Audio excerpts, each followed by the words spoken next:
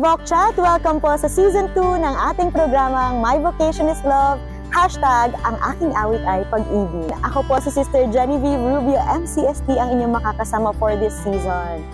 For our first episode mga ka-VocChat, we are very blessed kasi ang makakasama natin ay ang Generalate community. Mamaya makikita natin kung sino-sino nga ba ang mga sisters na kasama sa community na ito. And for the rest of our episodes, yan po ang i-feature natin, iba't ibang communities ng MCST. Simula dito sa Pilipinas, sa Luzon, Visayas, Mindanao, hanggang sa mission areas natin abroad, makikilala na po natin sila isa-isa.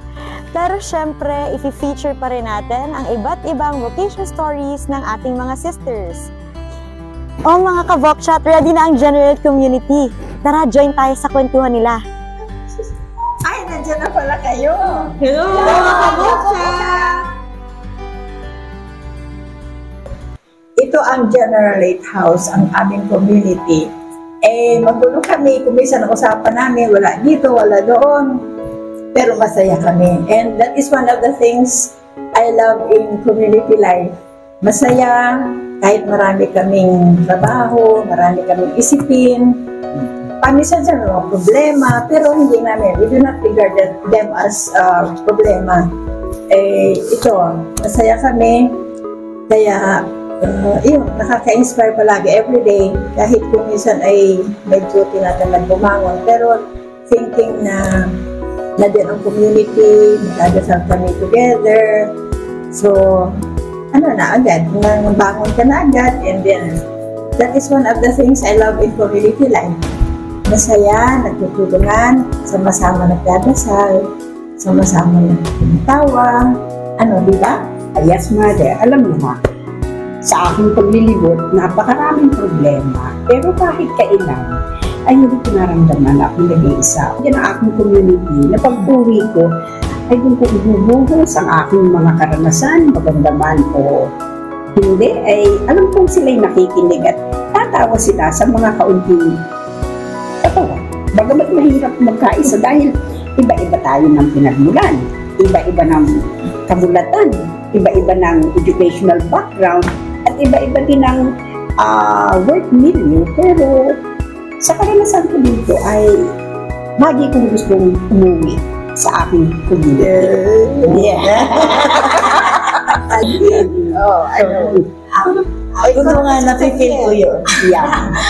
Ako naman po ay kahit na po napapagod, ako po ay pagdating ko po sa community, nakikita ko po ang community na kami po ay nakakaisa sa dasal, sa pagkain, sa pag-dinner table, at saka sa pagbubugas. Lahat kami ay sama-sama. At mayroon pa rin pong nagpapatawa. Kaya doon po kami nagkakaisa na kami ay masayang-masaya. Yeah. Agree naman ako sa pinagsasasabi niya. Sa akin po, parang yung malaking bagay yung sama-sama tayo nagdadasal, sama-sama sa lahat ng gawain. At kasi yun yung nakakapagbigay ng lakas sa akin sa pang-araw-araw na struggle sa buhay. Not yung parang hindi ako mag-isa dahil nandiyan kayo at nandiyan po ang Diyos na kasama natin sa pag nananalangin tayo.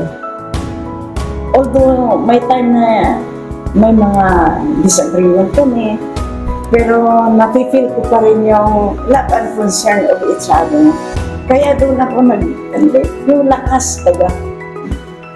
Teka, ano kaya kayo ng isang concrete example na kung saan nakita niyo na kayo lumalago sa inyong bukasyon? Ako na mauna, Mother.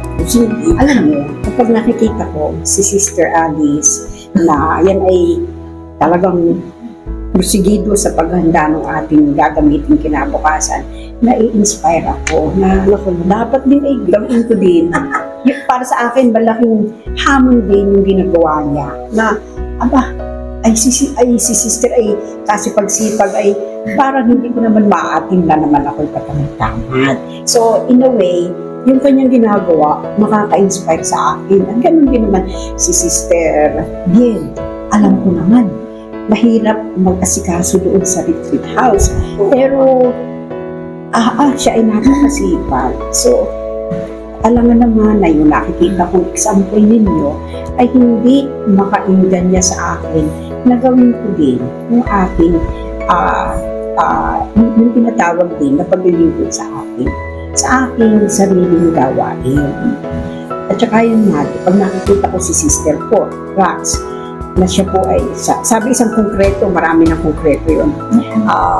Nakikita ko na kahit pagod sa office work, magluluto ng pasta. Yeah. Ay ako po yung naiinggan niya na, wow, pagkasipag-sipag, pagod na.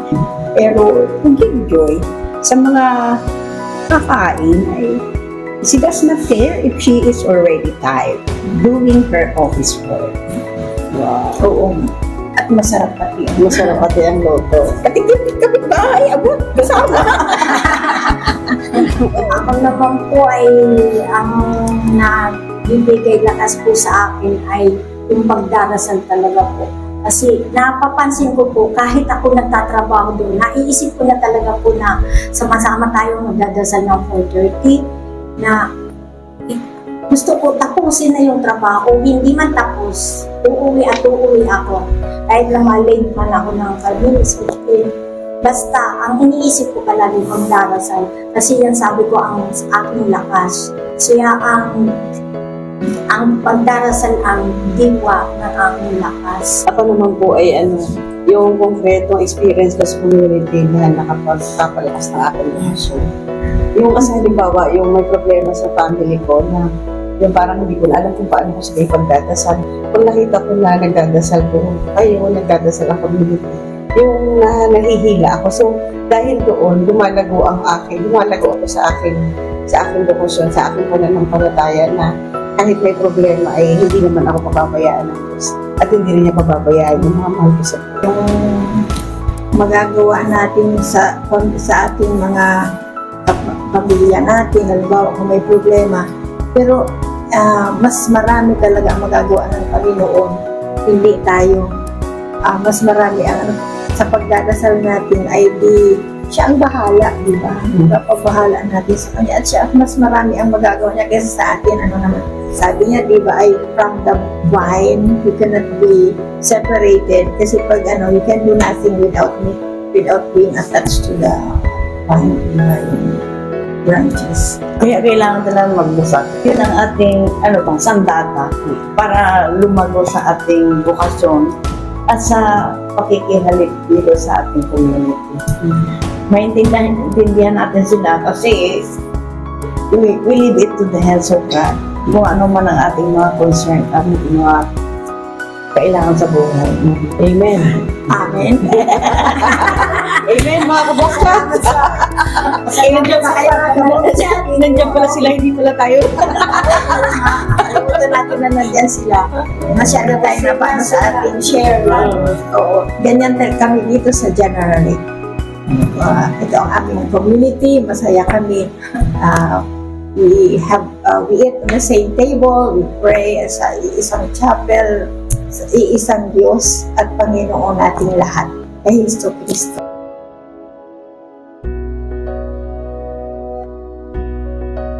Sinapo po na ng FCST, doon ako isinilang at doon din ako nanurture ng Diyos at kung bakit ako nananatili, una ay sa Diyos at ikalawa po sa naranasan kong pagmamahal ng aking mga naging kasama na maraming nagmamahal, maraming nagdadasal, maraming nakaka-inspire at maraming umaakay sa akin.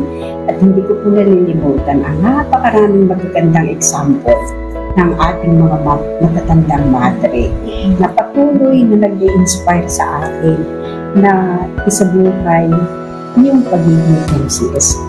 Nandito ako kasi tinawag ako. Hindi po. Ngayon po ay Ba't nananatili ka dito? Ba't hindi ka umalis? Nakailang taon ka na ba dito sa MCST? Naka-25 na po ako. Naka-29 na po. Naka-30 na po sa taon. Wow!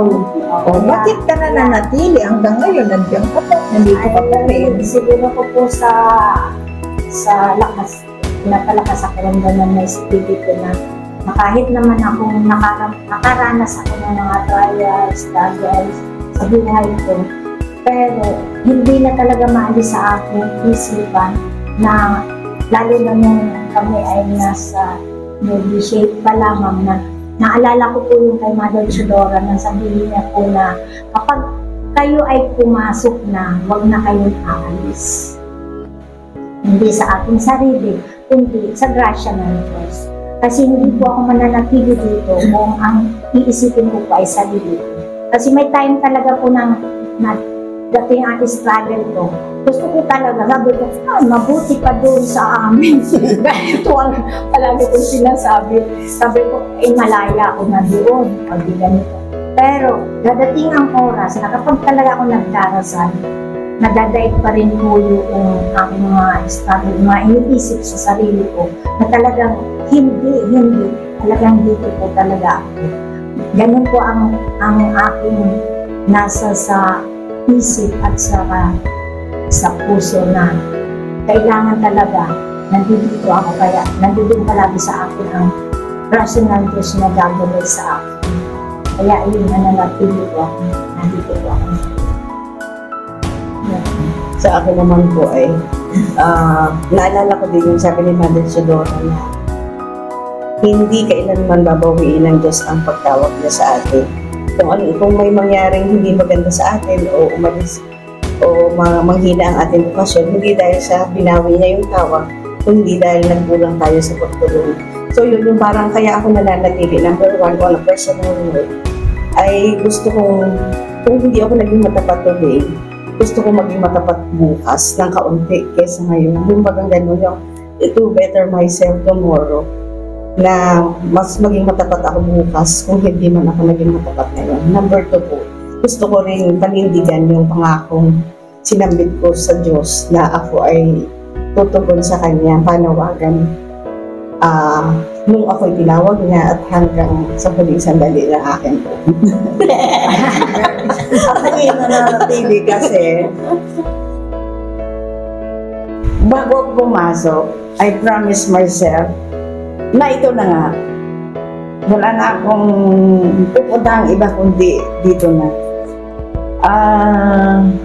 Although may mga silver struggles, difficulties, ay nalalampasan ko lang kasi alam kong sa aking isip, ako nagdadasal. At alam kong pinagdadasal ako ng community ko. At the same time, yun din ang ginagawa ko. I always, actually sa Holy Hour, I always mention your names. Alugod kayo.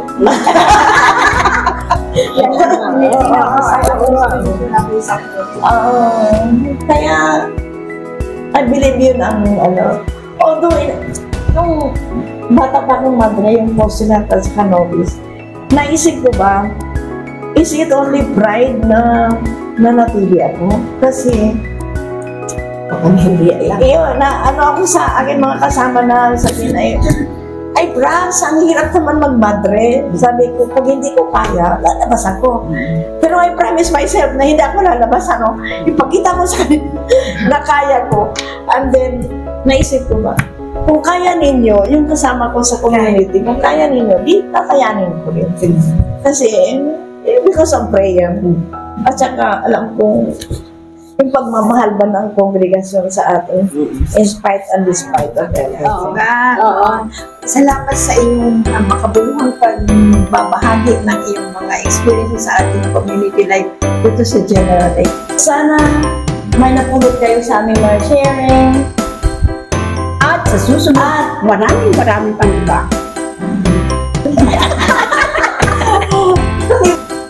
Hanggang sa muli mga kabotchat, ito po ang ating programa, My Vocation is Love. Hashtag Ang aking awit ay pag-ibig.